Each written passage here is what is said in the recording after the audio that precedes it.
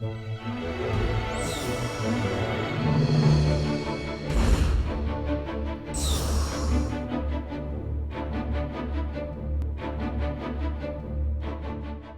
la metodología de cada uno de los paneles.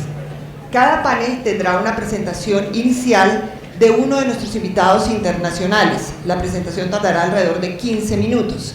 Seguido, un miembro del panel responderá, será una respuesta calificada, alrededor de otros 10 minutos. La idea es que este grupo de panelistas nos ayuden a nutrir el debate en un diálogo sereno, armónico y que sea sobre todo fructífero para ustedes. Además, el panel contará con la ayuda de un moderador que nos ayudará a orientar la metodología, pero sobre todo a facilitar la conversación entre panelistas y asistentes. Al final de cada sesión tendremos entre 20 y 30 minutos para preguntas del público. Es muy importante, más que hacer reflexiones, invitamos a los asistentes a plantear concretamente su pregunta y así tendremos mayor espacio para los demás. Vamos a empezar. Este primer panel se llama Los retos de la paz territorial. En este panel participan como moderador Alejandro Santos, director de la revista Semana, James Robinson, PhD en Economía, profesor de la Universidad de Chicago, especialista en Colombia. Ha enfocado su trabajo en el rol de las élites en el desarrollo económico, especialmente en América Latina. Ha escrito libros como ¿Por qué fracasan las naciones?, Orígenes económicos de la dictadura y democracia y Economía colombiana del siglo XX. Nos acompaña también como panelistas el general Oscar Naranjo, miembro plenipotenciario del Gobierno Nacional en La Habana, Mauricio Cárdenas, nuestro ministro de Hacienda, Antonio Navarro Wolf, senador por la Alianza Verde, Juan Camilo Restrepo, exministro de Agricultura del Gobierno Santos, y Soraya Bayuelo, lideresa comunitaria y fundadora del colectivo Comunicaciones Montes de María, que recibió el Premio Nacional de Paz 2003. Alejandro, cedo la palabra para empezar este primer módulo. Muchas gracias, Marcela. Un agradecimiento al Alto Comisionado para la Paz por esta iniciativa que apoyamos desde los medios de comunicación, en particular desde la revista Semana. Un especial saludo a todos los ilustres panelistas que nos acompañan el día de hoy. Me evito el protocolo porque ya estamos por encima del tiempo y en ese sentido voy a ser muy estricto con los panelistas. Esa es la ingrata labor del moderador.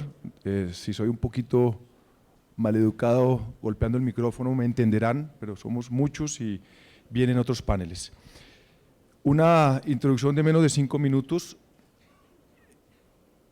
En las introducciones que oímos, yo creo que han sido muy acertadas, con gran capacidad de análisis y de contexto, con una gran reflexión retrospectiva de lo que ha sido la aproximación a los procesos de paz y al conflicto, la manera como debe integrarse el territorio, pero se ha circunscrito en toda su aproximación conceptual al qué, a qué hay que hacer, qué ha dejado de hacer Colombia, qué errores se han cometido, qué contempla la Constitución y no se ha hecho, qué. Pero el dilema en Colombia y los conflictos en Colombia y la guerra en Colombia se circunscribe al cómo lo vamos a hacer, cómo vamos a llevar a los territorios el progreso, cómo vamos a llevar la participación, cómo vamos a generar unos procesos que sean mucho más legítimos, cómo vamos a generar confianza.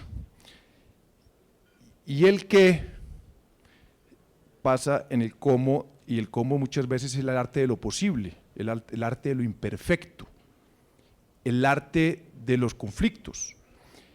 Entonces, cuando uno se empieza a dar cuenta que abordamos estos temas en una situación económica compleja, hemos visto la agenda del 2016 que habla de cómo vamos a buscar nuevos recursos, cómo vamos a mantener una estabilidad macroeconómica. En ese sentido, me alegra muchísimo tener la presencia de quien tiene las riendas de la economía de este país y que ha estado dando esa difícil batalla permanente cuando se vienen unas exigencias presupuestales para todo lo que significa los desafíos del posconflicto.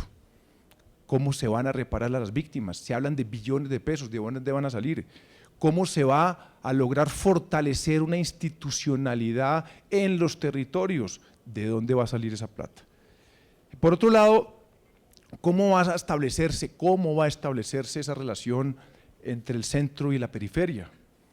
Se habla de que se van a tomar decisiones en los territorios, absolutamente necesario, pero hemos visto, en particular los estudios del doctor Robinson, la perversa relación que existe, la perversa relación política que existe entre el centro y la periferia, de transacciones que han sido totalmente contaminadas y que han perpetuado una democracia que no llega, un Estado que no llega con legitimidad a los territorios. Entonces, si a eso le sumamos cómo ha venido los tentáculos de la corrupción apoderándose de muchas regiones del país, ¿dónde se va a generar esa confianza? ¿Dónde está la transparencia de los recursos que van a empezar a llegar a los territorios? Hemos visto las situaciones bastante complejas políticas que son, digamos, las caras de la institucionalidad en esos territorios. Por otro lado, ¿cómo vamos a llevar el progreso? ¿Cómo vamos a generar los incentivos? ¿Cómo vamos a crear las condiciones o las reglas del juego para que la inversión privada llegue a esos territorios? Porque esto no es a punta de plata del Estado girándola, sino es a punta de generar de que el sector privado, el gran sector privado y los pequeños emprendedores sociales y campesinos, ¿cómo se van a generar esos incentivos? ¿Cuáles son esas reglas del juego? ¿Cuál va a ser la presencia de toda esa inversión y toda esa iniciativa privada grande o pequeña, en qué territorios y en qué condiciones? Ya hemos visto el fracaso de lo que ha sido el primer envión que se trató de hacer en la Orinoquía de inversión privada para generar, digamos, una gran agroindustria competitiva. Inmediatamente pues salió la Corte Constitucional con la decisión de las unidades agrícolas familiares, claro, en una situación de tierras complejas, que frenó abruptamente esa inversión privada. Yo no voy a calificar si con razón o sin razón, solo voy a plantear los hechos. Más de $1.000 millones de inversión privada se frenó porque las condiciones y las reglas del juego no estaban claras. Entonces, empecemos a aterrizar el debate, que es lo que necesita el posconflicto, aterrizar el debate. ¿Cómo lo vamos a hacer? ¿Cuáles son las condiciones? ¿Cómo vamos a fiscalizar los recursos? ¿Quién los va a manejar? ¿Dónde están esos incentivos económicos? ¿Quién va a generar la riqueza? Ese es el debate que empezamos a dar en el posconflicto, en concreto. Entonces, cuando hablamos de que vamos a ir a las comunidades a ver qué se va a hacer, lo cual me parece profundamente democrático y absolutamente necesario, ¿cómo vamos a conciliar esos espacios de discusión y de diálogo regional y territorial con, por ejemplo, la generación de una riqueza de unos empresarios que también quieren tomar un tipo de decisiones donde tienen que tener incentivos para ver qué tipo de inversión se hace? ¿Se va a conciliar eso? ¿Se va a hacer lo que dicen las comunidades? ¿Se va a hacer lo que dicen los empresarios en las regiones? Ahí empiezan a haber los debates de fondo y yo creo que es muy importante empezar a mirar esos debates que son en el fondo los debates más difíciles, que son donde los colombianos hemos tenido todo tipo de problemas para tomar decisiones, donde somos, digamos, muchas veces incapaces de generar consensos frente a ese tipo de grandes decisiones que se nos vienen en los próximos años.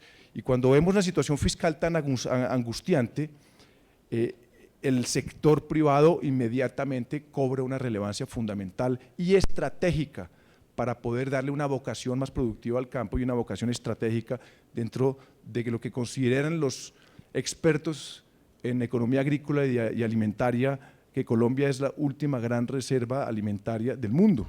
¿Cómo lo vamos a hacer? Vamos a ver si estamos a la altura de ese desafío y empezamos a tomar decisiones. Entonces, ese debate sobre el cómo me parece que debe ser un buen abrebocas, no solo para esta discusión de hoy, sino a las discusiones que se vienen en el posconflicto. Y para eso yo quiero darle la palabra a nuestro invitado internacional, Jim Robinson, un respetadísimo académico a nivel internacional y por fortuna y digamos, para alegría de los colombianos, un amante de Colombia que ha explorado muchísimo estos temas en el territorio. Jim.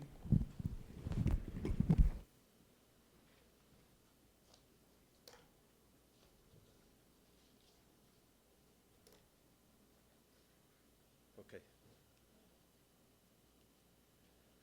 Buenos días, gracias por invitarme. Estoy muy feliz de estar aquí para hablar de temas tan importantes para el país. Y vamos con un poquito de Spanglish. Ok.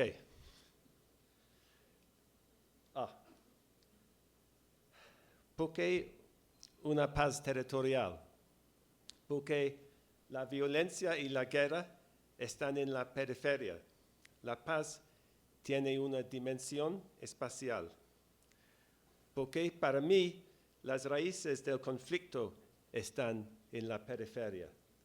El abandono y la ilegitimidad del Estado nacional, porque en Colombia hay otros estados. La organización de centro-periferia de la sociedad colombiana ha tenido efectos negativos que la ha mantenido en el atraso.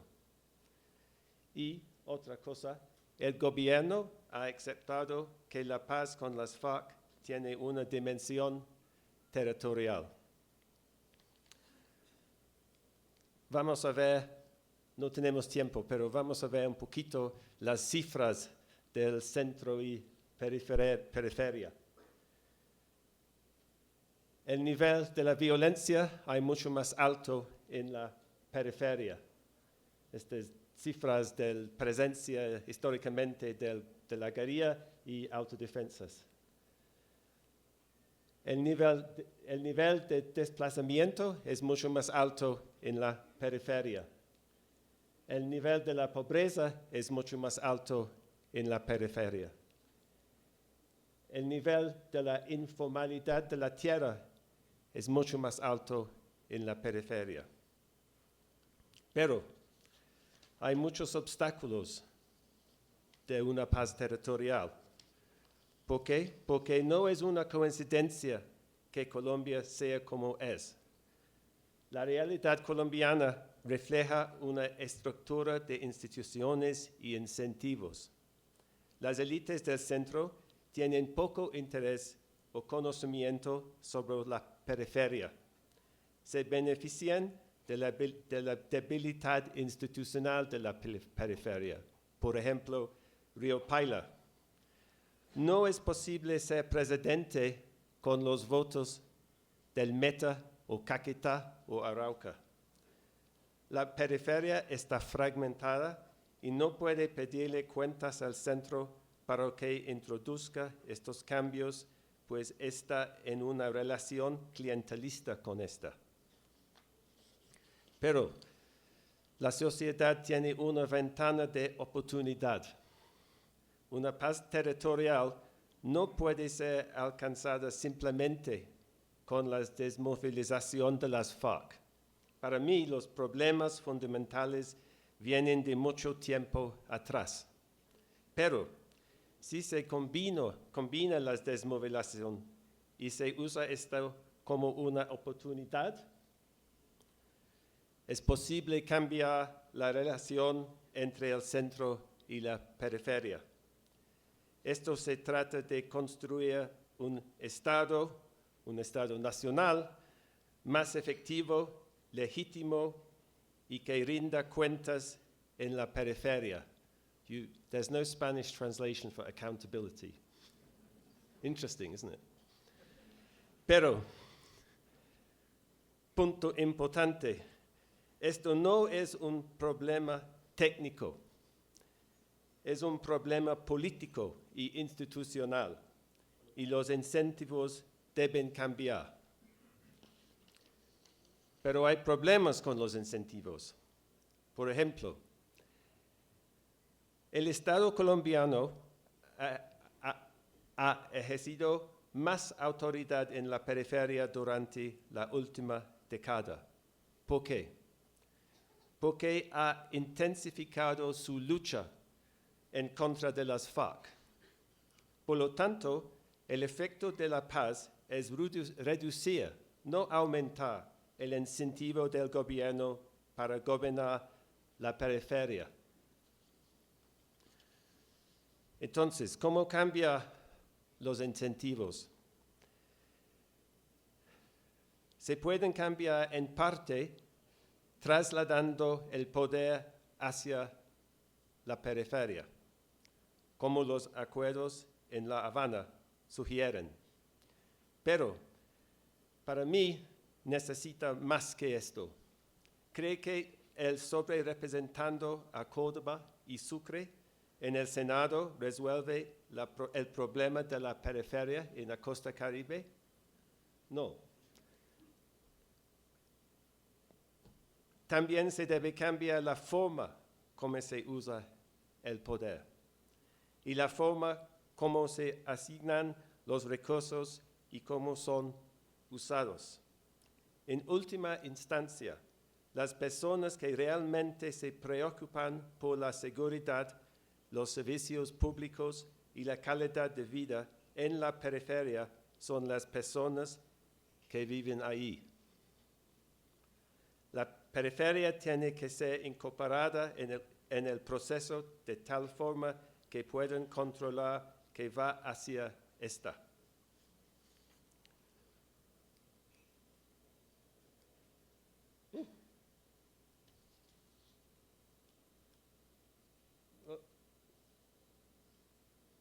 Ok, qué pena.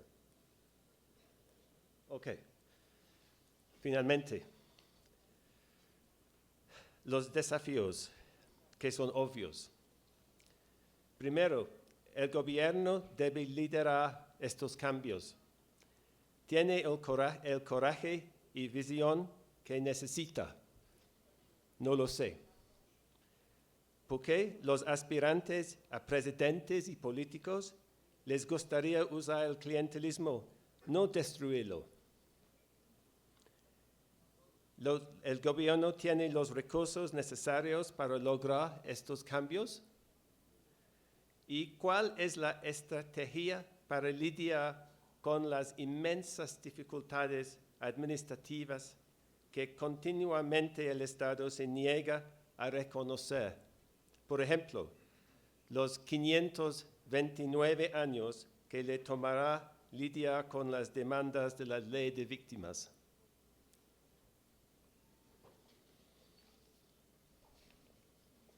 That's it.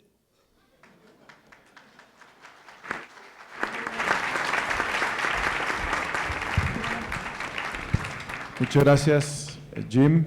Le doy la palabra a Óscar Naranjo, por todos ustedes conocido, miembro del equipo negociador, para que haga comentarios sobre lo que ha hecho Jim y los desafíos que hemos hablado la mañana de hoy.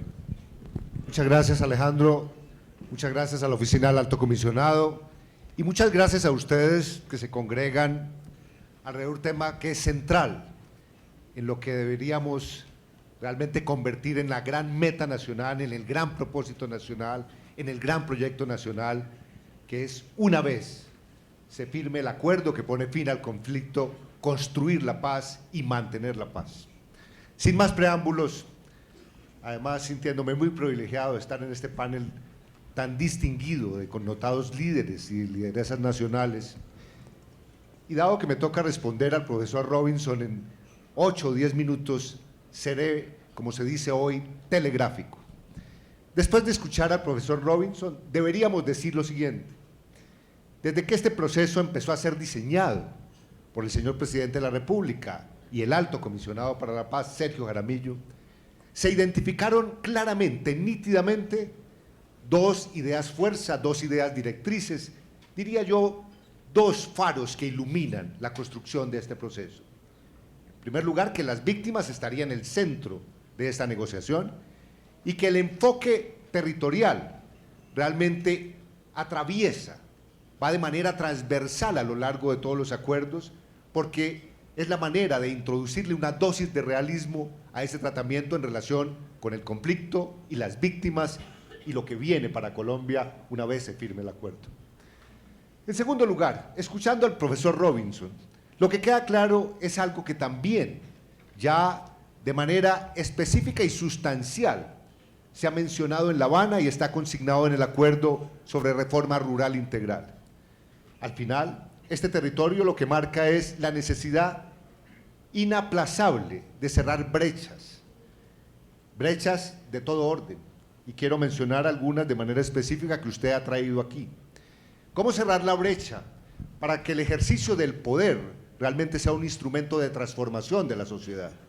Y uno tendría que decir que la primera brecha a cerrar con este enfoque territorial en los territorios es la brecha de ciudadanía de miles de colombianos que hoy, como resultado de un conflicto de más de 50 años, no ejercen competencias ciudadanas.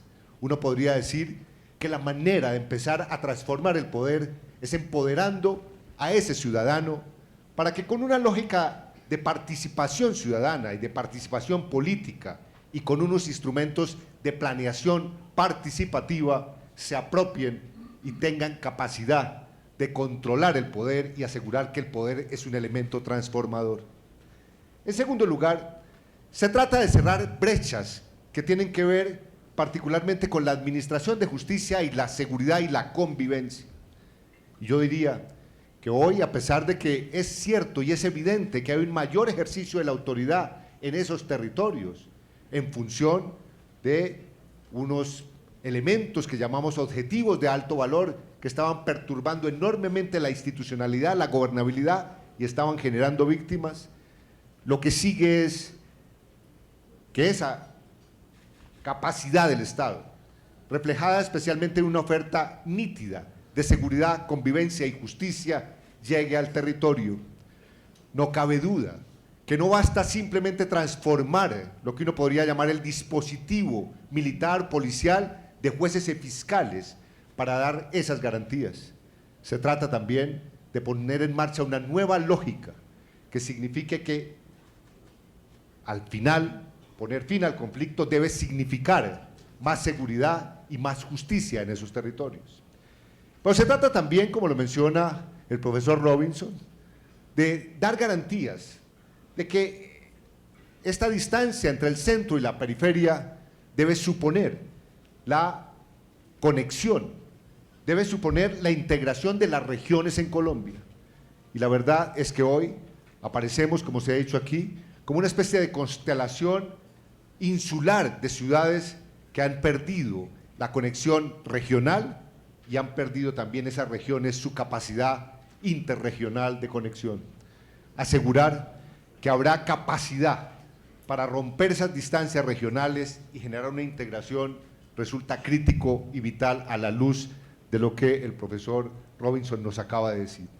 Pero debería decir adicionalmente lo siguiente: cuando uno revisa el espíritu de lo que hemos ido acordando en La Habana, de lo que se trata es simplemente de que el acuerdo signifique todo un proceso de oportunidad para transformar realmente la democracia colombiana en términos de su profundización y de su capacidad para, al mismo tiempo, cambiar, como dijo Rafael Pardo aquí, no solamente unos indicadores en la región, en el territorio, sino unos indicadores en la calidad de vida y en la dignidad de los colombianos. Uno tendría que decir, hablando de paz territorial, que el elemento que realmente es el anclaje para movilizarnos sobre ese territorio es que al final, después de 200 años de vida republicana, logremos redignificar, logremos llevar dignidad a quienes han padecido más intensamente el conflicto, y esa dignidad realmente se logra cuando hay un proceso incluyente que invoca 3 circuitos de inclusión: el circuito ciudadano de inclusión, que al final es el circuito participativo en la política para esos ciudadanos. Cuando se lleva a esos ciudadanos la inclusión en un circuito que realmente asegure derechos y libertades, y eso significa seguridad, justicia y convivencia. Y un tercer proceso que significa que quedarán incluidos en un circuito con acceso a bienes y servicios, es decir, de mercados que reemplacen las economías criminales por mercados realmente formales, legales.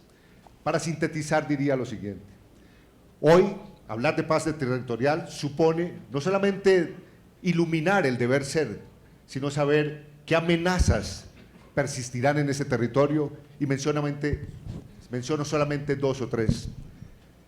Hemos dicho que poner fin al conflicto con las FARC en ese acuerdo no significa solucionar de manera maravillosa y automática los problemas que persistirán en las regiones. Y allí, en esas regiones, firmando el acuerdo, nos vamos a encontrar con unos territorios donde hay fuentes de economía criminal que están destruyendo buena parte no solamente de nuestro hábitat, sino el poco tejido social que existe en esa zona de economía criminal. Van a persistir no solamente economías criminales, sino grupos de crimen organizado que realmente van a ser una amenaza muy poderosa a estos acuerdos. Y en tercer lugar, lo decimos categóricamente, cuando nos preguntan qué es lo que en su opinión amenaza más seriamente la posibilidad de construir la paz entre los colombianos, nos referimos a los fenómenos de corrupción de orden nacional, regional y local, que realmente generan unas desconfianzas enormes en lo que significa la credibilidad de un Estado que realmente logre obrar con transparencia. Y por lo tanto, yo lo que diría es que esta discusión no solamente hoy debería ser inspiradora, sino llevar a conclusiones certeras y ciertas, que hacer la paz, construir la paz y mantener la paz nos implica a todos. Implica a las instituciones, implica a los políticos e implica particularmente una capacidad que fundamentalmente es la más maravillosa con que cuenta una nación, que es la capacidad del ejercicio de las competencias ciudadanas de cada uno de los colombianos y de las colombianas. Coincido con el profesor Robinson en decir que cambiar la manera de hacer la política realmente es lo que dará viabilidad para que todos los colombianos actuemos con compromiso de cara a lo que esperamos sea el fin del conflicto y la construcción de la paz. Muchas gracias, Óscar, por esa reflexión sobre lo que significa la construcción de una nueva ciudadanía, la legitimidad del Estado en las regiones y el desafío de una formalización de la economía con amenazas que todavía se ciernen, desafortunadamente muchas relacionadas con las nuevas violencias. Le doy la palabra al ministro de Hacienda. Todos sabemos la situación que no solo está viviendo el país, sino el mundo. Esta especie de tsunami de los precios del petróleo, realmente estamos todavía reaccionando. En cuestión de un año todo cambió y gran parte del debate no solo tiene que ver con economía política, sino con política económica. Así que, ¿quién mejor que el ministro de Hacienda para hablarnos de ese desafío económico del posconflicto? Muchas gracias, Alejandro. Muy complacido de estar acá. Saludo a todos los panelistas, a todos los asistentes. Y me considero muy afortunado de poder estar opinando sobre este tema de la paz en la dimensión territorial. Ustedes seguramente nos han escuchado hablar de los beneficios económicos de la paz y de cómo la paz es tal vez la mejor inversión que puede hacer Colombia, no solo por lo que va a significar en términos de más crecimiento, por lo que va a significar en mejorar las condiciones de vida, de atraer más inversión. Hemos hablado mucho de eso, de la paz como tal vez la principal estrategia para acelerar el crecimiento económico de Colombia. La paz tiene ese aspecto, digamos, que le da una connotación muy, muy importante para el país. Pero hoy no vinimos a hablar de eso. Hoy no vinimos a hablar de eso. Hoy vinimos a hablar de la paz en su dimensión territorial. Entonces uno podría pensar que cuando habla de los beneficios económicos de la paz, está hablando de perpetuar ese modelo centro-periferia, ese centralismo, de que esto va a ser funcional para el modelo actual y simplemente le va a dar una dosis de oxígeno adicional para que el país pueda crecer más en sus estructuras actuales. Pero eso sería equivocado, porque como está muy claro en la presentación del profesor Robinson, como está muy claro también en el espíritu de las negociaciones de La Habana, la paz tiene un propósito de equidad territorial. Tiene como gran objetivo no solo lograr que los colombianos podamos vivir en armonía, sino también que podamos dar un cambio estructural para que ese modelo centro-periferia, que le ha dado beneficios al centro, pero le ha significado gran atraso a la periferia, no se perpetúe. Ese es el tema del que queremos hablar hoy. Y como dice el profesor Robinson, esto no es un problema técnico, esto es un problema político. Y en lo que tiene que ver con el Ministerio de Hacienda, tiene mucho que ver con el proceso presupuestal. El proceso presupuestal de cómo se asignan los recursos. Y yo aquí quiero poner como punto de referencia dos extremos, dos polos extremos que tenemos en la forma de asignar recursos o lo que hemos tenido en nuestra historia. El proceso del presupuesto general de la nación, digamos un presupuesto que obedece un poco a esas estructuras más centralistas, que lo que dice Robinson es eso no se resuelve dando más representación a las regiones en el Congreso. Y un extremo opuesto fue la forma como asignamos históricamente las regalías. El 80% de las regalías en Colombia, antiguamente, antes del cambio del sistema, iban directamente a las regiones, sin filtro alguno, a las regiones productoras. Y todos sabemos que esos recursos no sirvieron realmente para acelerar el desarrollo económico en las periferias, a pesar de que su asignación no dependía del centro, a pesar de que iban de libre destinación a las regiones, las famosas piscinas de olas. Entonces, estos dos modelos extremos de una transferencia, digamos, sin condición o una decisión centralista de cómo se asigna el presupuesto, no parecen haber sido completamente útiles para reducir el problema, digamos, de desigualdad en las regiones. Hay un intermedio en el que tenemos que pensar a futuro, un intermedio reciente, un intermedio que apenas estamos evaluando y entendiendo, que es el nuevo sistema general de regalías. El nuevo sistema general de regalías lo que hace es invertir la distribución. Antiguamente el 80% de los recursos iban a los productores, hoy el 80% se reparte por todo el país. Y a cada región, a cada departamento, a cada municipio le corresponde una participación en ese sistema. Pero ¿cómo se asignan los recursos? Ya no es la decisión del centro, pero tampoco es la decisión, digamos, autónoma, independiente del mandatario local. Ahora tenemos una fórmula que es el OCAD, el órgano colegiado de administración y decisión, donde participa el gobierno nacional, el gobierno departamental y el gobierno municipal. Hay un OCAD en cada municipio que recibe regalías, hay un OCAD en cada departamento y hay un OCAD en cada una de las 7 regiones del país. Eso ha ayudado, por lo menos en la evaluación que tenemos hasta ahora, a mejorar la asignación de esos recursos. Si uno mira el número de hallazgos que ha hecho la Contraloría en el nuevo sistema versus el sistema anterior, ahora son mucho menos. Y son proyectos que probablemente están contribuyendo más al desarrollo de las regiones.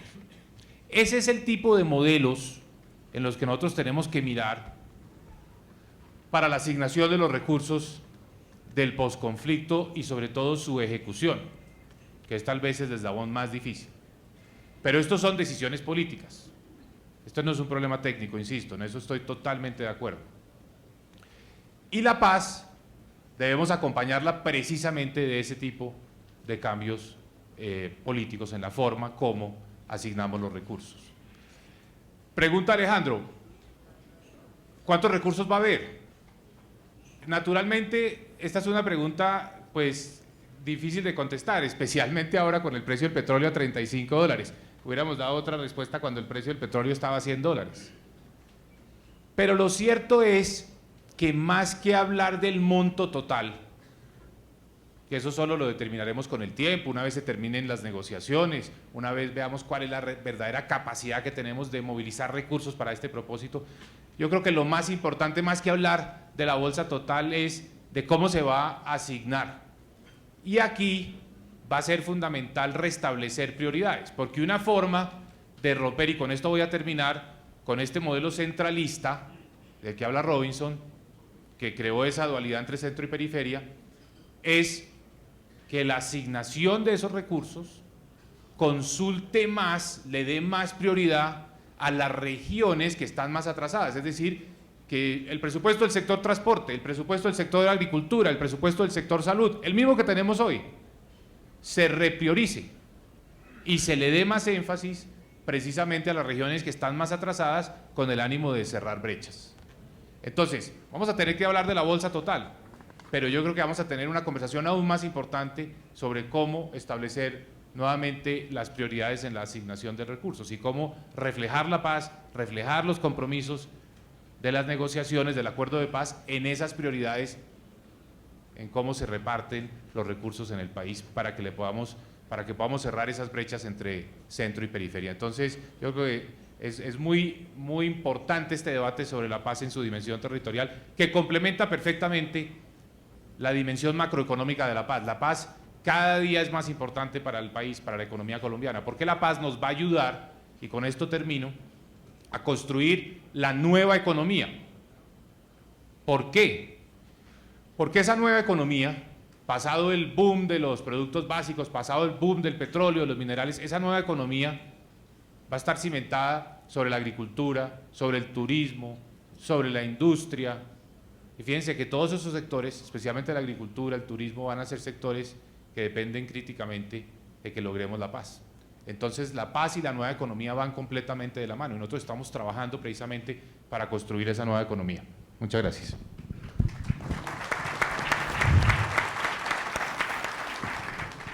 Muchas gracias, ministro.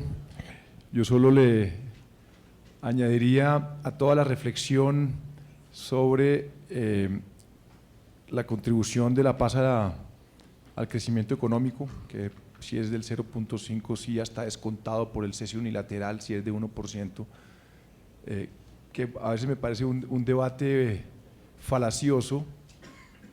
Lo que yo miraría es el costo de oportunidad de lo que significa para la economía de este país volver a la guerra.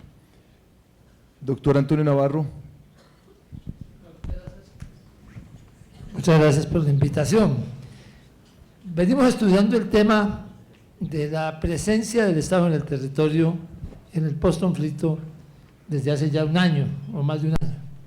Y hemos definido una nueva sigla, lleno de siglas, PIET, Presencia Integral del Estado en el territorio. Porque si no hay PIET, si no hay esa presencia integral del Estado en el territorio, primero, no vamos a pagar la deuda social que hay en los territorios marginales, y segundo y más grave, otros van a ocupar el espacio que dejen las FARC cuando se retiren, porque hay unos estímulos para la presencia de grupos armados ilegales, la coca, la minería ilegal o criminal, son estímulos que van a traer los grupos armados muy rápidamente. Entonces ese PIET lo hemos diseñado, lo hemos mirado, lo hemos definido, se lo hemos presentado ya al gobierno, con los siguientes componentes. Primero, un acompañamiento civil al desarrollo rural. Acompañamiento que tienen unos equipos de 5 o 6 técnicos por cada 250 familias rurales. Esos 5 o 6 técnicos van a estar dedicados a la asistencia técnica, a la formalización de la propiedad, al acceso al mercado, al acceso al crédito, a la organización de la comunidad. Técnicos de las regiones que deberíamos ya estar empezando a formar y que en total, bueno, aquí ahora hablamos de un tema que es la priorización, pero si se priorizara en las zonas donde hay o ha habido recientemente FARC, más coca y más oro ilegal en 172 municipios, serían un total de 9.600 técnicos que habría que empezar a formar desde ya. En 172 municipios que los tenemos priorizado con esa lógica de FARC más coca o más minería ilegal. En segundo lugar, necesitamos una transición de la economía ilegal a la legal. Esa transición vale un dinero. El cálculo del programa de consolidación vale 9.900.000 pesos por familia. Y en esos 172 municipios hay unas 400.000 familias en todo el país. En tercer lugar, y eso es lo que más vale, esa transición vale cerca de 4 billones de pesos para las 172 familias una sola vez. En tercer lugar, hay que hacer una inversión en infraestructura con mecanismos participativos. La decisión de qué se invierte y dónde se invierte lo toma la comunidad y la ejecución de esa inversión la hace la comunidad también. Presupuesto participativo, cabildos abiertos de decisión y ejecución a través de las juntas de acción comunal de manera que la gente se apropie de esas inversiones. Eso es sumamente exitoso donde se ha aplicado y realmente es el mecanismo más fuerte para que esta democracia de participación pase de la planeación a la presupuestación. Yo les digo con todo respeto, la planeación es terreta. Si la planeación no se convierte en presupuesto participativo, en presupuesto de la gente decida y preferiblemente también ejecute de manera directa, todo se queda un poco en las alturas.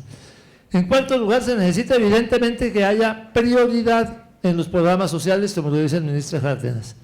Aquí viendo, por ejemplo, el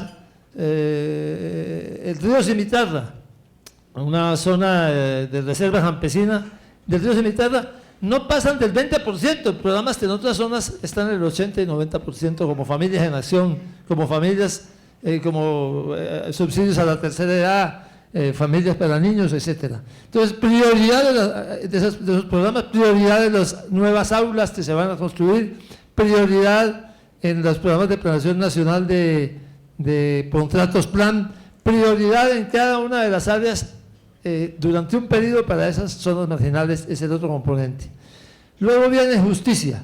Sin justicia, que hoy mucha de esa justicia la hacen los grupos armados ilegales, pues simplemente no completamos la ecuación.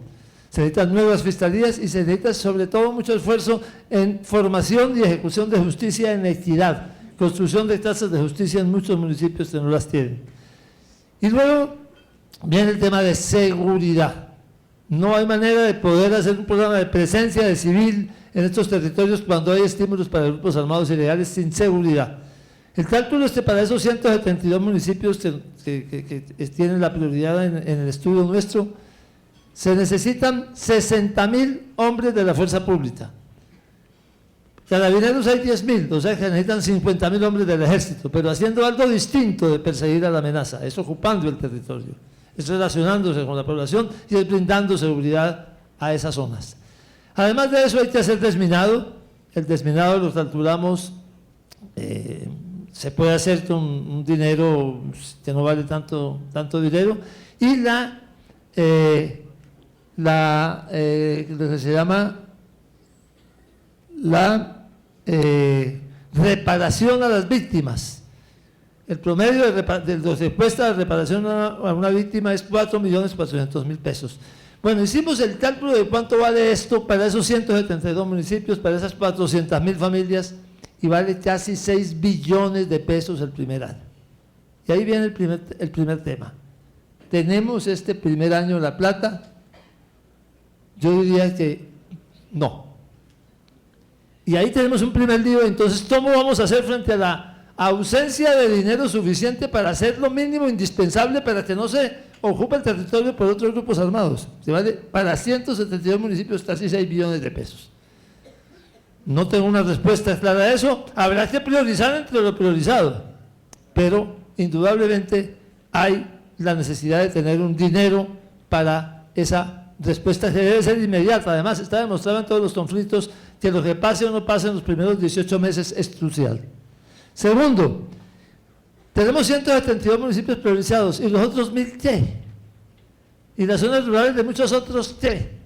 ¿Por qué vamos entonces a invertir en unas zonas donde hay guerrilla y hay coca y hay minería ilegal y los que se han portado bien no reciben nada? Eso no es lógico, eso no es, digamos, políticamente es muy difícil de defender. Ahí tenemos entonces un segundo problema. ¿Cómo vamos a hacer con los municipios no priorizados en la primera etapa? Tendrán que tener unas inversiones posteriores, pero garantizadas de alguna manera, porque de lo contrario, simplemente no vamos a tener la lógica y el apoyo de la población para todo este proceso. En tercer lugar, la dispersión del Estado. Yo sí creo que el Estado tiene una dispersión total, cada uno anda por su lado, ¿no? Agricultura anda por su lado, vivienda anda por el suyo, el ministro del Interior por el otro. Aquí necesitamos una integralidad del esfuerzo del Estado. Y yo no sé cómo vamos a lograr esa integralidad, pero es esencial que todos lleguen juntos. Es más, que todos lleguen con sus programas vinculados a la paz, que no están llegando de esa manera integral. Y por fin, tenemos un reto adicional, es el aumento de los cultivos ilícitos. Cuando aparece el informe del CIMSI del 2015, es muy probable que hayamos sobrepasado 100.000 hectáreas de coca, cuando en el 2013 andábamos en 46.000 hectáreas. De manera que los estímulos a la presencia de grupos ilegales es todavía mayor hoy. Yo creo que este es el reto del que tenemos que enfrentarnos. De todas maneras, vamos a tener que hacer lo que sea necesario con la plata disponible, tenemos que meternos con la gente, y yo diría, deberíamos diseñar, así como hay contratos plan que se firman entre el gobierno nacional y las gobernaciones, diseñar unas especies de convenios por la paz con las entidades territoriales, donde la plata que llegue por todos lados se ponga en una sola bolsa, se ponga en un solo contrato, y donde esos contratos además tengan una cofinanciación de las gobernaciones y de las alcaldías. Pero si no diseñamos una forma de esa naturaleza, un tipo de contrato plan por la paz, para hacerlo por etapas en todo el territorio nacional a lo largo de los próximos años, creo que no vamos a tener tampoco el apoyo político que esta paz necesita. Si nos vamos a pensar simplemente en términos políticos y vamos a invertir solo en 172 municipios y vamos a invertir solamente en las zonas rurales marginales y no metemos al resto de la población, esto no va a tener, digamos, la sensación necesaria y el apoyo necesario para realmente ser un propósito nacional que todo el mundo apoye con entusiasmo. Muchas gracias. Muchas gracias, doctor Navarro.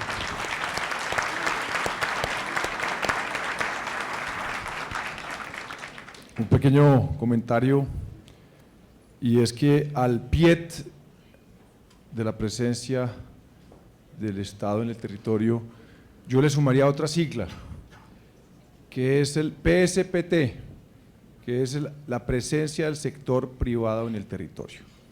Porque yo creo que en un mundo ideal, pues, es fundamental una presencia fuerte del Estado con legitimidad y con instituciones para que llegue el sector privado a invertir.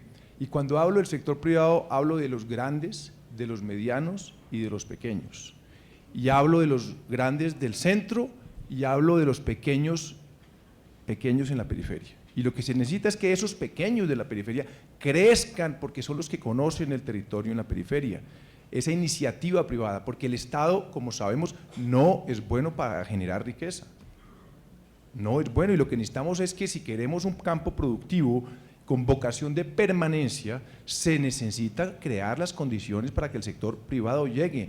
No los grandes solamente, repito, porque aquí tenemos empresarios imaginarios que uno se imagina es los grandes que llegan a atropellar, sino estimular los pequeños de las regiones, que son los que conocen sus regiones. ¿Cómo vamos a hacer simultáneamente esa presencia de la que habla Antonio Navarro con una presencia del Estado estratégica y con incentivos necesarios? Porque sin eso no podemos seguir. Gran parte de la tragedia es que en las regiones se dependa del Estado a ver a quién le giran y cómo le giran, y eso genera las relaciones perversas que dice el doctor, que muy bien lo ha planteado en sus estudios el doctor Robinson. Bueno, seguimos con nuestros panelistas. Le doy la palabra al doctor Juan Camilo Restrepo, un conocedor de la situación del campo y del Estado. Muchas gracias, doctor Alejandro. Gracias por la invitación al Alto Comisionado de la Paz y a todos ustedes por la compañía en este importante foro. Estamos a pocas semanas de firmar los acuerdos de paz de La Habana. Entonces, nada más oportuno que este foro para responder a las preguntas: ¿cuáles son los retos para poner en marcha los acuerdos que ya están cocinados de vieja data unos, recientemente otros, pero que a partir de las pocas semanas que faltan van a empezar a marcar los taxímetros del cumplimiento de los acuerdos suscritos en La Habana? Yo quiero entonces referirme a lo que veo como unos retos, respondiendo a la pregunta de este foro, para dar un debido cumplimiento al punto número 1 de La Habana, al punto del desarrollo rural, del acceso a la tierra, acuerdo que ya fue negociado hace prácticamente 2 años y cuya negociación, muy esmerada por lo demás, tomó 1 año y medio. Esa negociación, tal vez no se ha recapacitado, logró unos avances importantísimos, muy especialmente por parte del equipo negociador del gobierno. Y quiero citarles 2 ejemplos nomás. Si ustedes leen el discurso inaugural de Iván Márquez en Oslo, el día en que se inauguraron estas negociaciones, verán la diatriba que le dedicó Iván Márquez al proceso apremiante y a la necesidad apremiante de formalizar la tenencia de la propiedad de la tierra en Colombia. Es decir, de que los campesinos y la gente del campo tenga títulos de propiedad en debida forma, escrituras, porque si no, no va a tener acceso al crédito, ni a la hipoteca, ni al subsidio, ni a la movilidad. Bueno, pues 1 año y medio después se lee el acuerdo y se lee con sorpresa cómo las partes que suscriben el acuerdo, es decir, una de ellas las FARC, hacen el gran elogio de la formalización y dicen que es uno de los mecanismos más importantes para modernizar la tenencia de la propiedad agraria en Colombia. En ese acuerdo, finalmente, no hay ninguna amenaza para la propiedad privada de la tierra bien habida en Colombia. Las voces de Casandra de que allá se ha negociado bajo la mesa unas cosas indecibles que van a atentar contra la propiedad privada no tienen ningún fundamento. Y ese acuerdo permite la convivencia de la pequeña, de la gran y de la mediana propiedad en Colombia. Entonces, ¿cuáles son los grandes retos para llevar a la práctica ese acuerdo? Quiero manifestar mi preocupación por el estado actual de las cosas. Es decir, si hoy debiéramos empezar a dar cumplimiento a ese acuerdo, me temo que no existen los instrumentos institucionales y financieros para echarlo a andar. Todavía se puede corregir, pero hay que correrle al tema, porque como están las cosas, y paso a mostrar por qué, no habría cómo darle cumplimiento debido a ese acuerdo. Entre otras cosas, en el acuerdo hay una frasecita que no por lo pequeña es bien ilustrativa, dice así: el gobierno se compromete a asegurar la financiación de todos los compromisos derivados del presente acuerdo. Veo un primer reto de tipo institucional.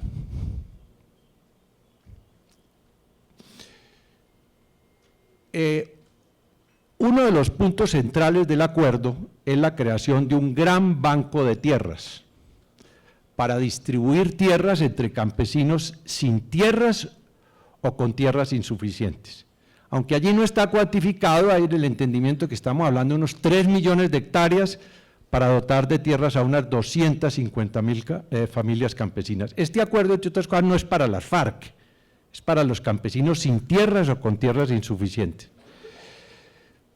Veo, y este es un reto, que en cierta manera se han perdido 2 años últimamente por falta de claridad política en el INCODER, sobre todo, para ir preparando la dotación de estas tierras a ser movilizadas durante la vida del acuerdo. más de 1.800 procesos agrarios que tenían o tienen aún como propósito recuperar para el Estado tierras que despojaron al Estado a vivatos de todos los colores y de todas las calañas, y para con esas tierras hacer dotaciones y desarrollar el fondo agrario, en cierta manera se han desperdiciado. Se ha desperdiciado la ocasión de un fallo que se logró en la Corte Constitucional después de mucho esfuerzo, disponiendo que los recursos de todos los procesos agrarios no fueran al Consejo de Estado en efecto suspensivo, lo que estaba llevando en la práctica a que la política agraria estaba paralizada en Colombia. Cada pleito se iba en recurso ante el Consejo de Estado y allá duraba 15 o 20 años. Eso se logró recuperar. Esa sentencia hay que recuperarla en términos del quehacer de la autoridad agraria.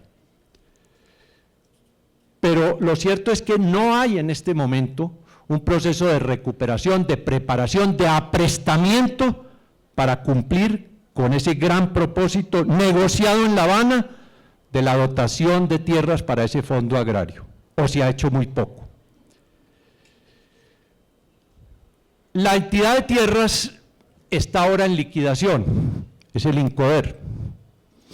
Además de eso, está en liquidación.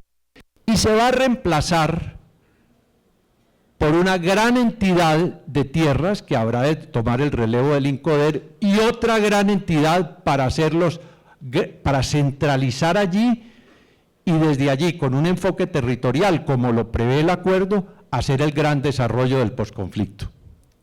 Estas dos entidades ni siquiera han nacido y estamos a 5 semanas de que comiencen a cumplirse los acuerdos de La Habana. Y este es el momento en que esas entidades no han nacido a la vida jurídica y todos ustedes saben la dificultad en Colombia para echar a andar una entidad en Colombia. Me dicen que por unos pequeños problemas presupuestales están perfectamente atascadas los procesos de creación de las dos grandes entidades que van a hacer el desarrollo agrario del posconflicto. De manera que no será improbable ver que se firman en La Habana los acuerdos y aquí no hay una entidad que se responsabilice de impulsarlos. El INCODER ya no existirá, está en liquidación y los otros no han nacido.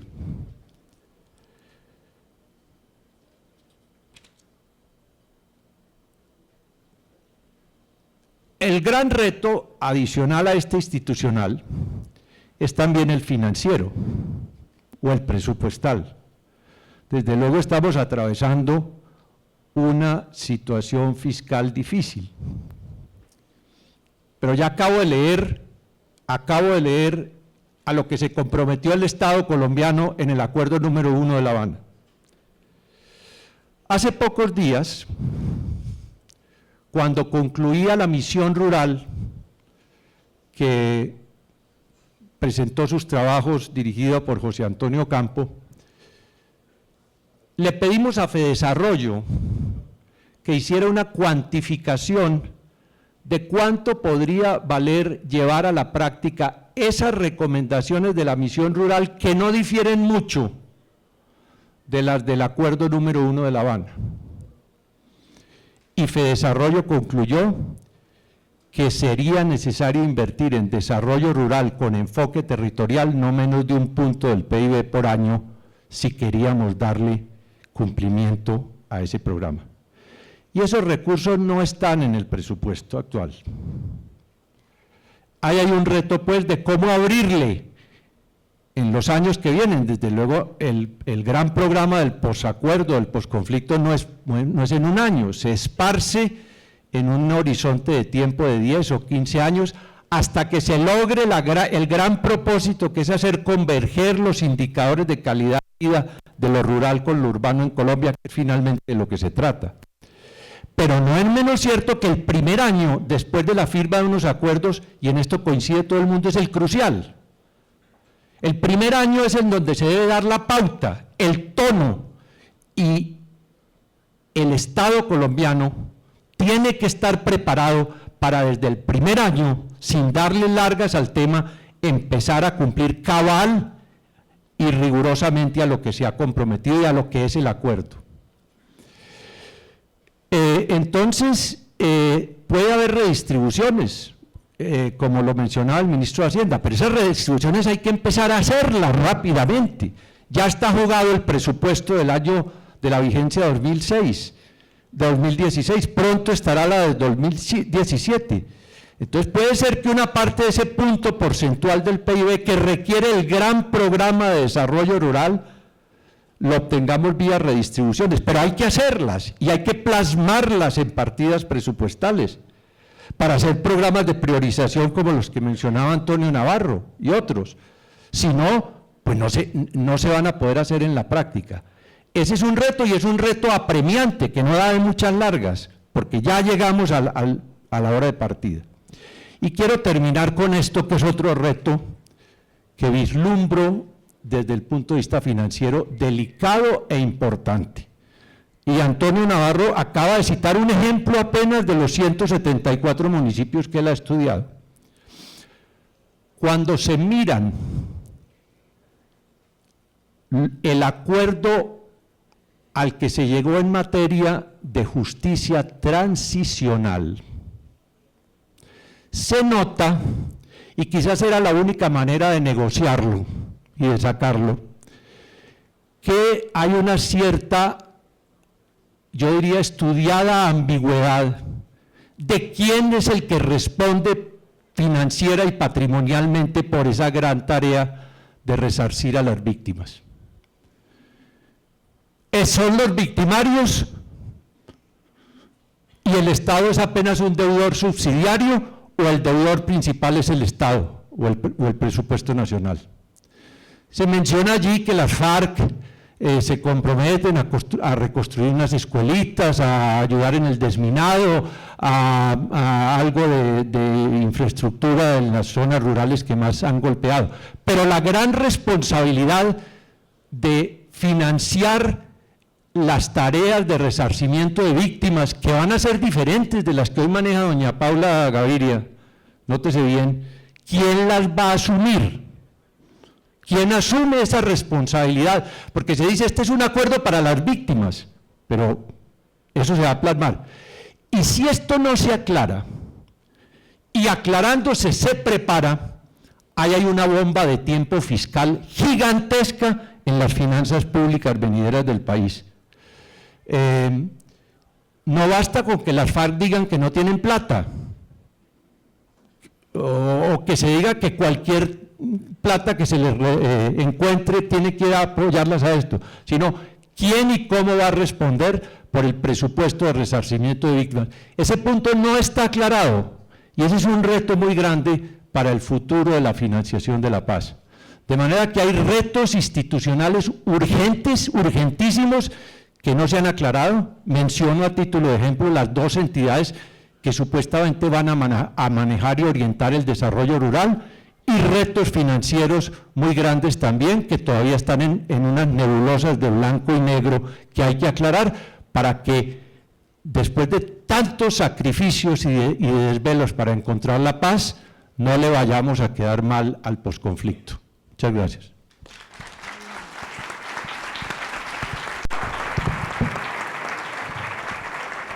Muchas gracias, doctor Juan Camilo, por plantearnos de una manera tan cruda y tan franca todos esos retos institucionales y financieros.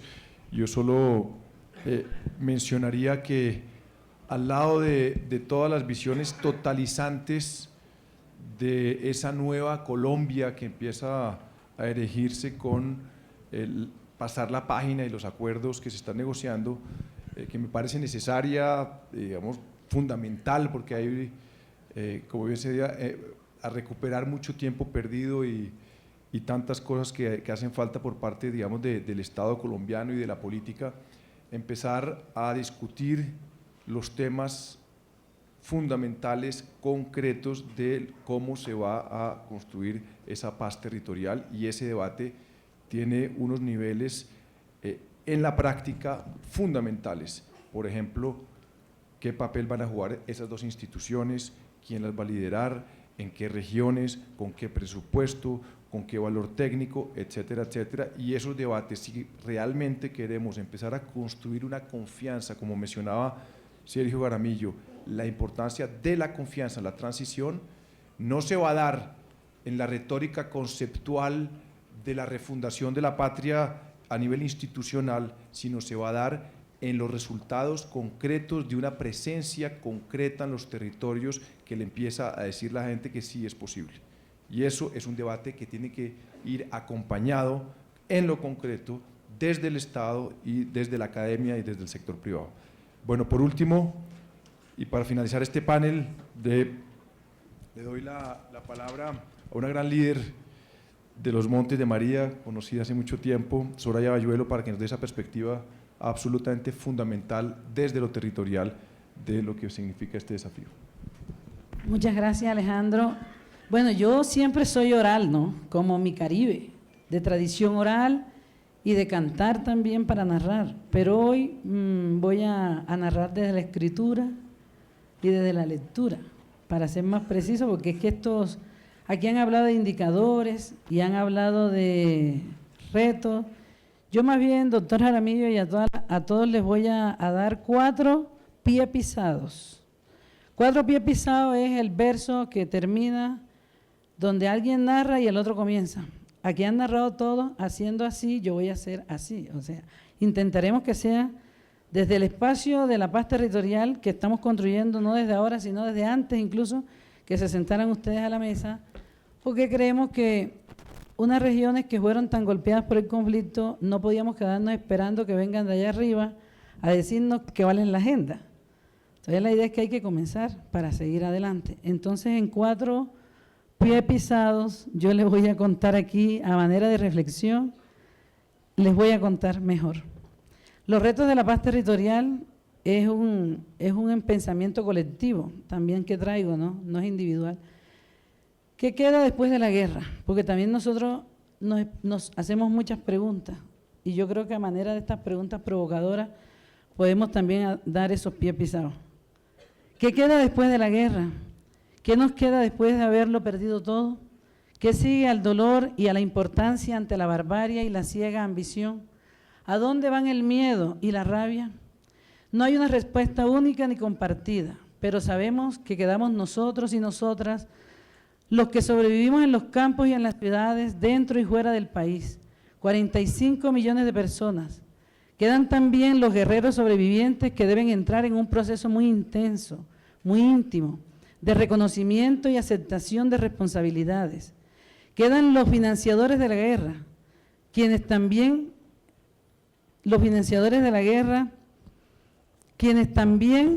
como responsables deben asumir la tarea de repensarse, de recuperar el camino del bien común sin mezquindad. Quedan los indiferentes, que pese a sí mismos son conscientes de que la guerra, el hambre y la corrupción tocó a sus puertas desde hace muchas décadas y que no hay forma de continuar de esta manera sin terminar justificando la violencia. Es por ello que todos sin distinción compartimos algo. Debemos reinventarnos, reconstruirnos, hacernos de nuevo como seres humanos cohabitando para construir colectivamente nuevos proyectos de sociedad dignificantes, libertarios, justos. No hay otra forma si queremos seguir el sendero de la no repetición. Los territorios hoy asisten a un escenario bastante complejo, no exento de tensiones y de interrogantes, aún imbuidos en la lógica perversa de desconfianza en las instituciones del Estado, en los representantes de la fuerza pública, de escepticismo frente a la voluntad de rechazo de la guerra como forma de lucha para lograr conquistas sociales que han anunciado los guerreros de los diferentes bandos.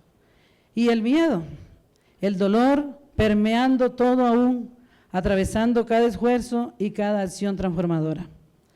El sendero de la no repetición, que es el único futuro compartido también de estos 45 millones de seres humanos que sobrevivimos a la guerra, entonces no es fácil y exige un trabajo disciplinado, coordinado y de suma, precisamente porque uno de los efectos más perversos de la guerra y de la corrupción en los territorios ha sido despojarnos de nuestras capacidades históricas de trabajar unidos, con autonomía y en beneficio de nuestras comunidades, al dispersarnos, silenciarnos, volvernos dependientes de los recursos inyectados y someternos a los planes procedentes de intereses no necesariamente concebidos para nuestro bienestar.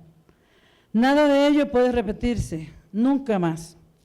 La participación de la sociedad civil en estos nuevos escenarios de construcción territorial de la anhelada paz no es un formalismo, sino un escenario concreto de actuación que implica trabajar de manera decidida, informada, planificada y consensuada, pero especialmente dotada de una visión común sobre el escenario futuro de nuestro territorio. Implica acuerdos territoriales participativos alrededor de los ejes estructurales de unos territorios para la vida. Y aquí vienen los 4 pies pisados. Primero, una educación realmente transformadora, que garantice la no repetición de los esquemas mentales de recurso a la violencia.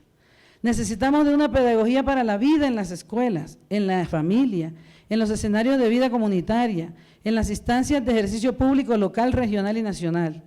Debemos aprender a vivir con nosotros mismos, con nuestros dolores y con nuestras esperanzas, y debemos hacerlo con el respeto y la solidaridad como pilares de ese nuevo proyecto de sociedad común. El segundo, la cristalización de una economía campesina sostenible que dignifique al campesinado y le devuelva su papel político local, regional y nacional. Que no los sigan sometiendo a los esquemas de pobreza eterna que apalancan los modelos de explotación agroindustrial y minera. De esta manera, el campesinado no podría sobrevivir por mucho más tiempo. En los territorios, esa fuerza campesina basada en la solidaridad es la que ha permitido que no contemos hoy más víctimas. Su resistencia contuvo de manera increíble el dramático éxodo de familias a las ciudades. A pesar de ello, miles de familias campesinas siguen buscando su futuro en los tugurios urbanos entre la pobreza y el hambre. El país tiene una deuda histórica con el campesinado. Hombres y mujeres tenaces que aún en su frágil condición siguen luchando con voz propia, ejerciendo su papel político con dignidad. Ellos tienen mucho que decir y mucho que enseñarnos. Hay que escucharlos. Tercero, y lo anterior va de la mano con la recuperación de las tierras campesinas sin impunidad, para quienes fueron despojados por los actores armados para beneficiar a actores económicos.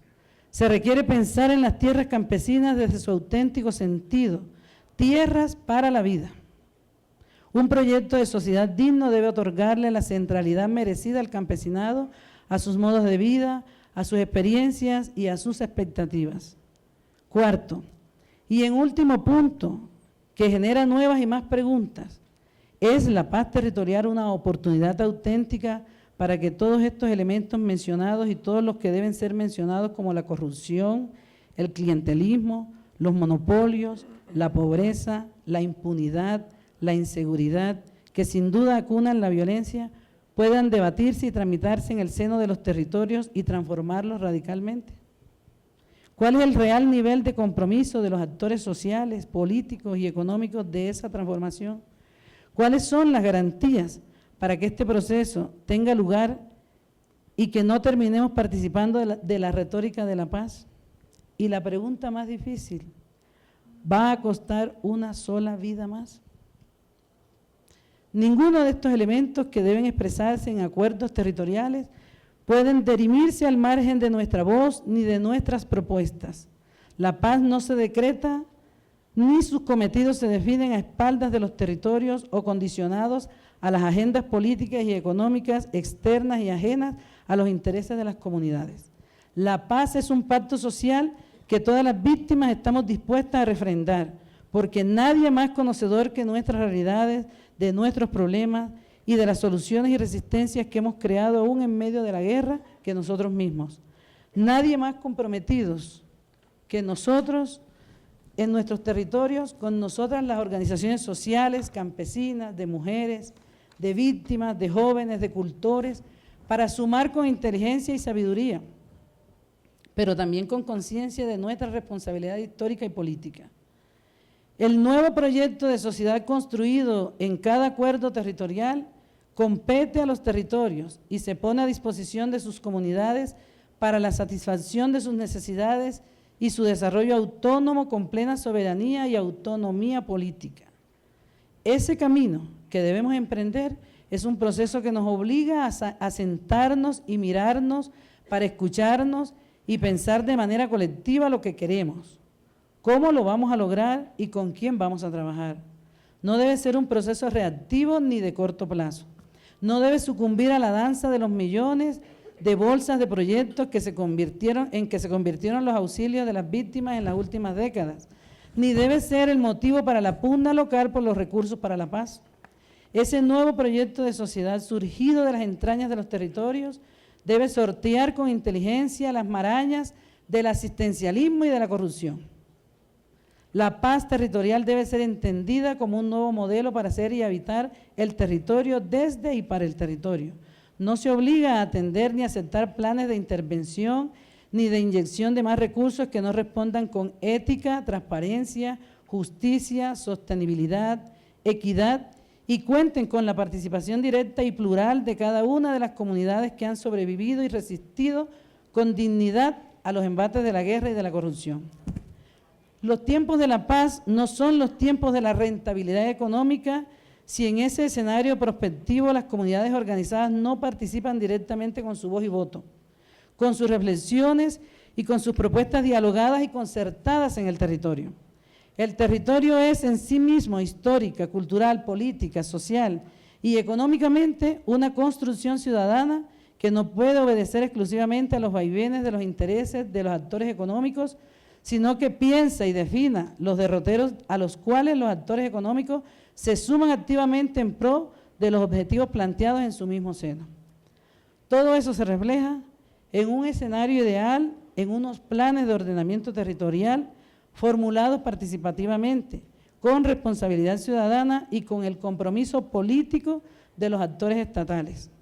Saber en dónde quedamos parados luego de la gran noche y hacia dónde seguir caminando es un gran principio. Pensarnos en paz empieza por aprender a pensarnos, a dibujar las fronteras de lo que somos y de lo que queremos, de lo que soñamos y de lo que somos capaces de hacer. Debemos aprender a soñarnos juntos y a organizarnos para trabajar juntos, con el corazón y la voluntad dispuestos para trabajar siempre por nuestros territorios. Nosotros sí nos comprometemos. Mil gracias.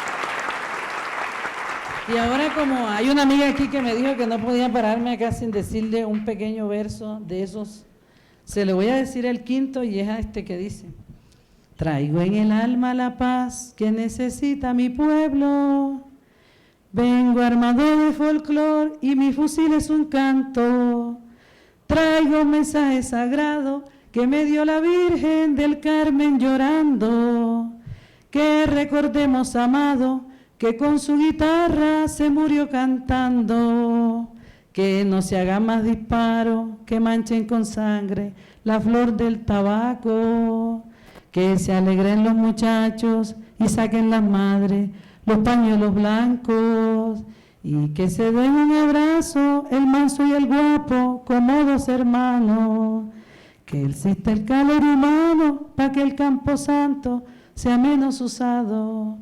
Y es que mi pueblo no debe llorar, un pueblo bueno debe ser feliz, se siente cerca, tan cerca la paz, que al mismo Cristo lo vieron aquí, se siente cerca, muy cerca la paz, que al mismo Cristo lo vieron aquí, a la memoria de Gabriel Turriago.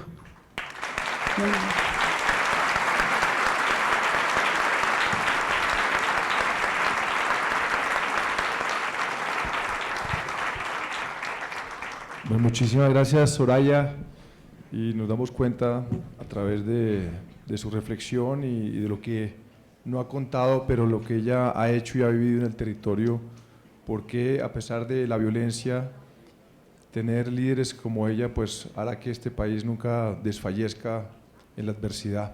Y yo solo exaltaría su reflexión en el valor de la vida, en la paz como el valor de la vida, esa aproximación bioética de la paz, en esa deuda moral e institucional del Estado con los territorios que estamos tratando de resolver, en la relación del ciudadano en el territorio con el Estado y cómo la política va a jugar ahí, y en la relación del campesino con el mercado y ahí cómo va a ser esa relación económica, y en la relación de las víctimas con la dignidad humana en la sociedad. Y yo creo que esas reflexiones que nos ha hecho Soraya en esos ámbitos son fundamentales para las decisiones que tome la paz territorial en las grandes decisiones macro que se van a tomar en Bogotá, inevitablemente,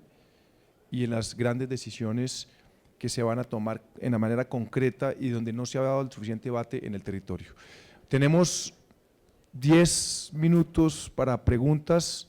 Solo les voy a pedir que sean cortos y que no sean largos editoriales, sino preguntas concretas a los panelistas. ¿Sí, señor? Buenos días, mi nombre es Jorge Rondón de la Unidad Nacional Agropecuaria, organización surgida luego de los paros agrarios del 2013. Una pregunta, y muy bien por su exposición, doctor Juan Camilo Restrepo. Ahí creo que lo que se planteó en la misión rural pues es el reflejo de lo que hoy realmente tiene el sector agropecuario. Y entonces nos preguntamos, ¿cómo la clase política realmente le va a colocar la voluntad para atender todas estas dificultades? Y la pregunta para el ministro de Hacienda: si hace ya 2 años largos que se acordó este primer punto, ¿por qué en el presupuesto de este año no se ha incluido ninguno de estos aspectos? Y la otra preocupación, si luego de los compromisos del paro agrario se acordó incrementar el presupuesto para el sector rural a 5 billones de pesos, por el contrario lo recortaron en 2 finalmente. Entonces es una preocupación. ¿Cuál es el interés? ¿Hay una voluntad política realmente del gobierno, de la clase política de este país, para atender a esto que nos han mencionado? Y usted, profesor Robinson, creo que hizo una radiografía clara realmente de dónde está el problema. Entonces quisiéramos saber si realmente sí, a partir de cuándo se va a iniciar a desarrollar y a colocar en ejecución estos compromisos que se han pactado en La Habana. Bueno, no sé si el doctor Juan Camilo quiere decir algo, doctor Mauricio Cárdenas.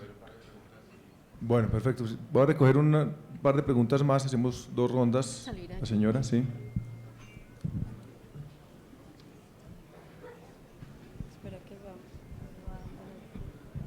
Muy buenas, ¿cómo están? A ver, mi nombre es Margarita Suárez de Aragón, soy presidente de la Asociación Nacional de Usuarios del Sistema de Salud de las Fuerzas Militares, Policía Nacional, representante del Consejo Superior de Salud de las Fuerzas Militares y Policía Nacional.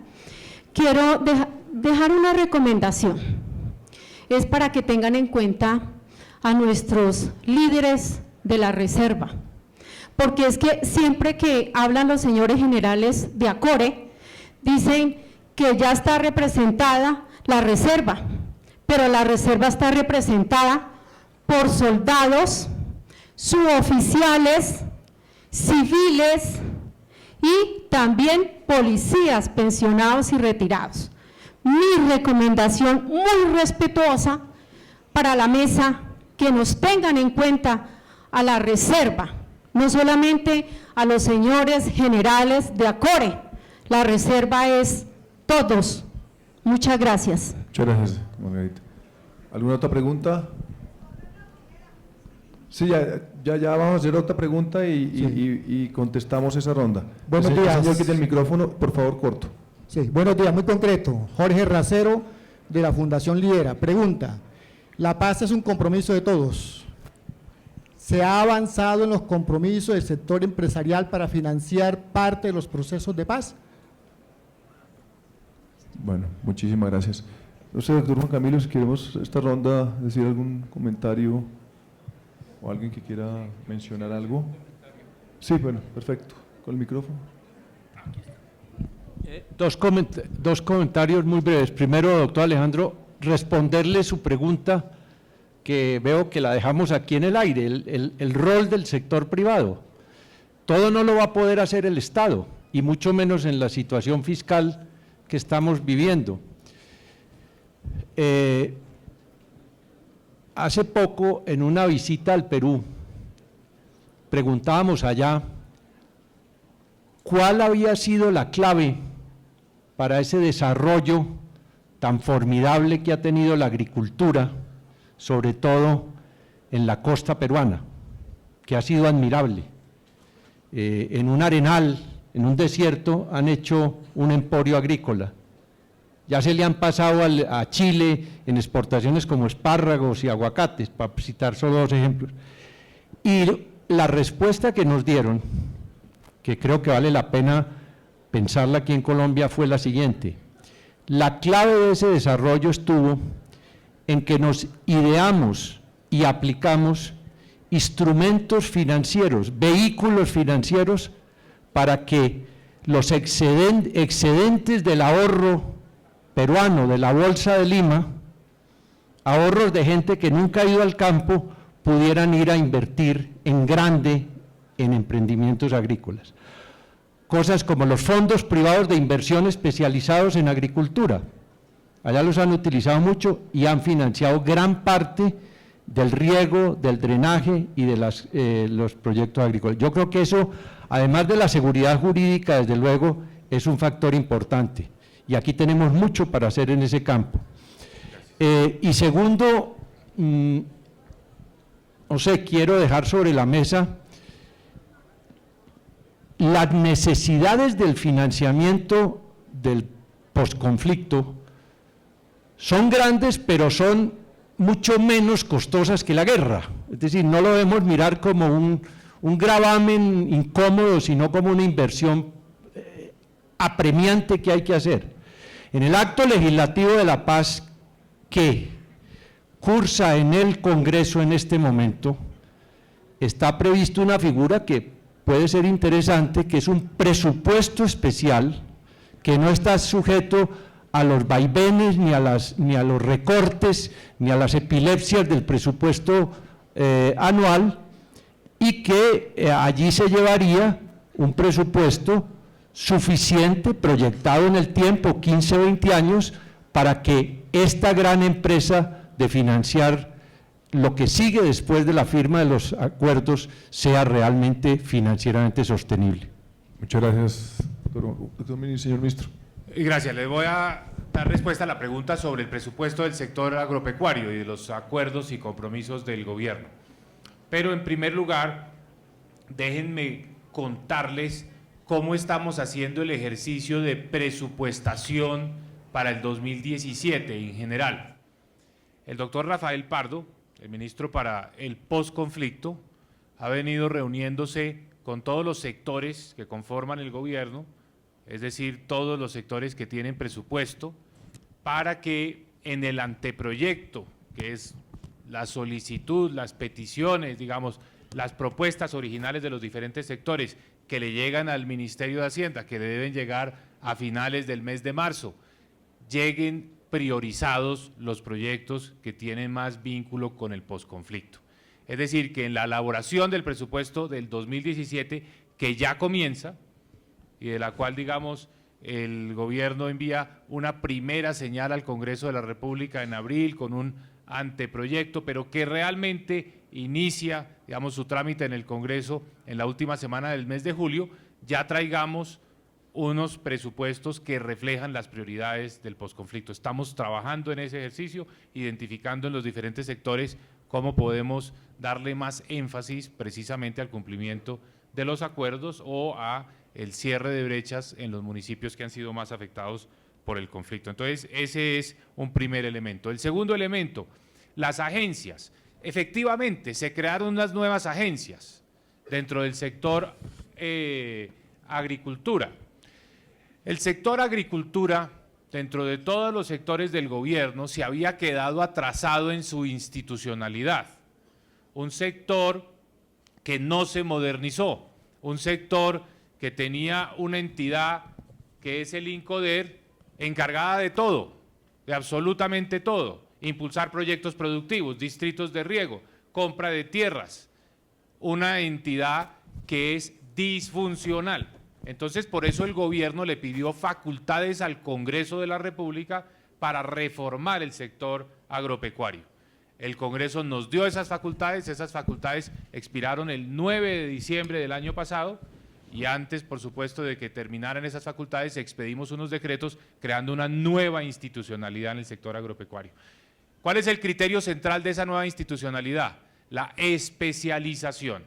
Entidades encargadas en el manejo de tierras, entidades encargadas en proyectos productivos, entidades encargadas de la provisión de bienes públicos en las zonas rurales, bajo la modalidad que nos ha dado buenos resultados de las agencias, así como ha salido muy, digamos, efectivo el mecanismo de las agencias, por ejemplo, la Agencia Nacional de Infraestructura, la Agencia Nacional de Minería, la Agencia Nacional de Compras Estatales, la Autoridad Nacional de Licencias Ambientales. Vamos a seguir ese modelo para llevarlo al sector agropecuario, donde tenemos agencias. ¿Qué son las agencias? Entidades más profesionalizadas, menos políticas, más profesionales, más, digamos, basadas en una tecnocracia, en un grupo de personas que conocen ese campo, que conocen esa área y se especializan en ese tema. Entonces, esas agencias, pues obviamente están en proceso de su creación, se está desmontando el INCODER, está en liquidación, es natural, no le veo ningún problema que se esté liquidando el INCODER, lo veo como un gran paso, doctor Juan Camilo,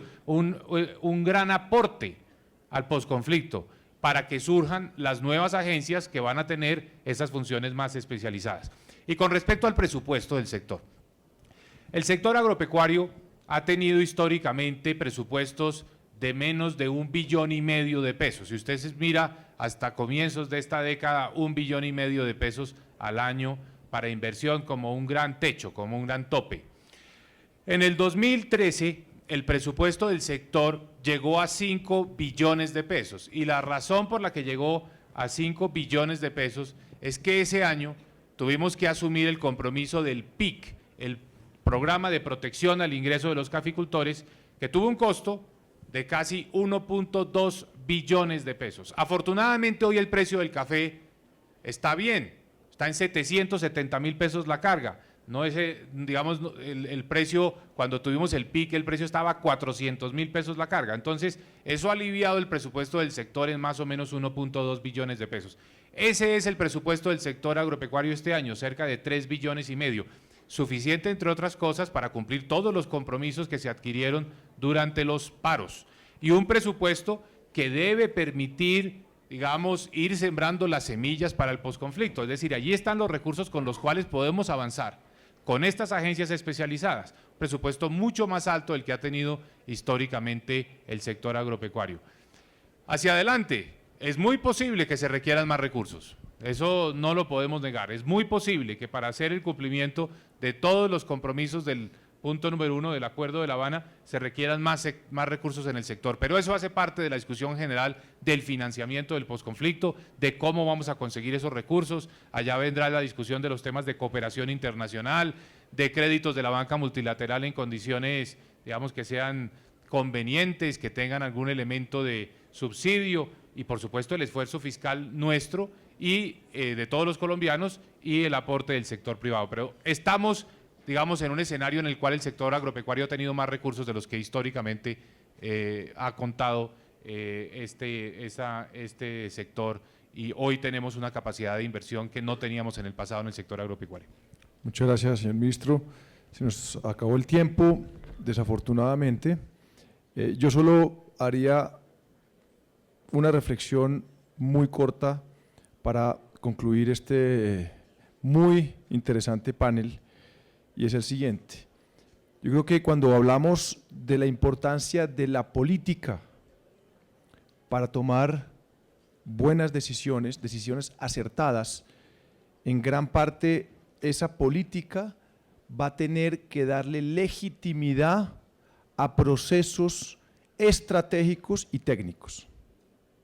A través de procesos estratégicos de qué se va a hacer, dónde se va a hacer, en qué regiones, con qué magnitud, y que detrás de esos planteamientos estratégicos, y digo estratégicos porque no todas las regiones caben y no todos los proyectos caben. Entonces aquí va a tener que haber unos favorecidos y unos que no van a ser tan favorecidos, y eso es muy importante. Entonces, me parece muy importante, porque uno de los problemas que ha habido en Colombia es tratar de que creemos que vamos a hacer todo al mismo tiempo y terminamos estrellándonos contra la pared. Aquí tenemos que empezar a tomar decisiones estratégicas de cuáles son los territorios estratégicos, qué se va a hacer en esos territorios, cuál va a ser la relación del Estado y del sector privado, a través de qué proyectos, y detrás de esto va a haber que tener decisiones técnicas fundamentales con buenos incentivos. Y eso creo que es en el fondo la gran discusión de la paz territorial y todo lo que hablamos de posconflicto. Y el segundo tema es el tema de la transparencia. Porque cuando estamos hablando de la importancia del territorio y de la importancia de la política de las instituciones en el territorio, no puede haber una confianza en una transición esencial si no hay una credibilidad en el proceso. Y para que haya una credibilidad en el proceso, con estas asignaciones presupuestales, con estas nuevas entidades y con estos nuevos proyectos, pues tiene que haber una transparencia de que esos recursos tan escasos en situaciones, digamos, fiscales apremiantes, pues tienen que invertirse bien. ¿Y quién va a supervisar esos recursos? ¿Dónde está el valor, y lo digo como periodista, de la información para ver qué se va a hacer? De que realmente eso llegue y no termine en el hueco negro de la corrupción. Y hemos visto lo que ha pasado la corrupción últimamente en la política regional. Estamos escandalizados con lo que ha pasado en la política regional. Y eso es una realidad. Ahora, una realidad donde queremos darle valor fundamental al territorio a través de la política, pero no a través de la política de la corrupción, a través de la política, de la gran política de la gran paz de la que hablaba el doctor de la Calle. ¿Y quién va a supervisar eso? ¿Y dónde está la información relevante para que sepamos a dónde van esos recursos? Entonces, esos dos elementos quería solo mencionarlos como conclusión de este panel, y nuevamente agradecerle muchísimo a estos distinguidísimos panelistas y a todos ustedes por su presencia. Muchas gracias.